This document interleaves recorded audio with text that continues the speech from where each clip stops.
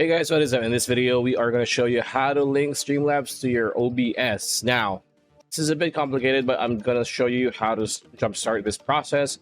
The first thing you need to do is go to Streamlabs website and look for Streamlabs plugin for OBS, and then click download the plugin. After you download the plugin, it's very straightforward. You just need to install the whole thing. It's very straightforward, like what I said. Only takes not even a minute.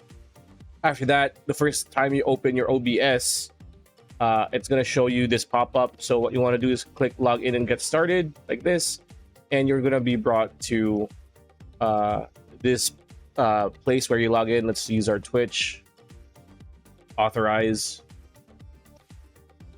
and now you've logged in successfully. And again, back to our OBS. Now you can add an overlay that you want. For example, let's just use this one, neon. Continue. Let's skip that. And you could choose whatever, right? You starter.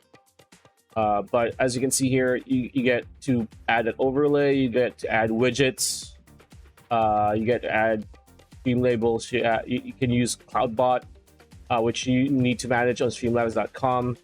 With your tipping and multi-stream meaning you can stream on Twitch, on Facebook, YouTube, even on X now, on Twitter, all at once.